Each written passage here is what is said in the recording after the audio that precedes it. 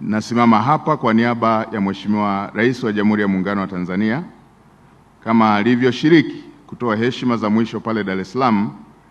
Amenituma kutoa heshima za mwisho, kutoa salamu za pole kwa niaba ya serikali na kwa niaba yake katika msiba huu mkubwa, na amenituma kuwahakikishia kwamba kama ambavyo mara zote alikuwa pamoja na wanaisimani wakati wa uhai wa Mheshimiwa William Lukuvi, ataendelea kuwa nanyi ili kuweza kuhakikisha kwamba yale yaliyokuwa ndoto ya Mheshimiwa William Lukuvi yanaendelea kutimizwa.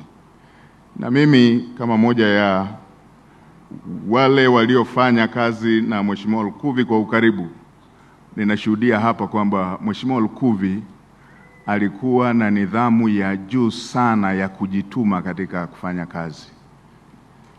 Mheshimiwa Lukuvi alikuwa hasubiri kutumwa, alikuwa anajituma, na ndio maana ameweka rekodi ya hali ya juu ya uratibu wa shughuli za serikali katika vipindi vyote alivyopata nafasi ya kutumika serikalini. Tutaendelea kumwenzi Mheshimiwa Lukuvi kama ambavyo makamu mwenyekiti ametoka kutoa maelekezo hapa, kwa kutekeleza ile miradi ambayo na mwenyekiti wa chama wa wilaya ametoka kuitaja hapa. Barabara hii ambayo ameiacha na ikumbuka vizuri, Mheshimiwa Lukuvi alikuwa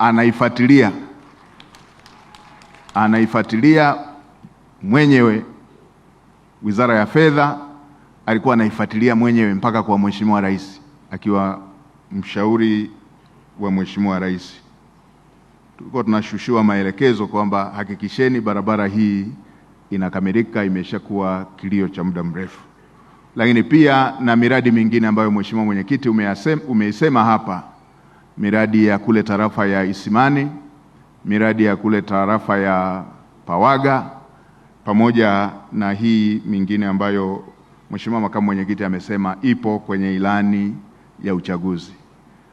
Niwahakikishie kwamba serikali itaendelea kutekeleza ama sehemu ya kutekeleza ilani ya uchaguzi ya Chama cha Mapinduzi, lakini pia kama sehemu ya kumwenzi ndugu yetu William Vangimembe Lukuvi.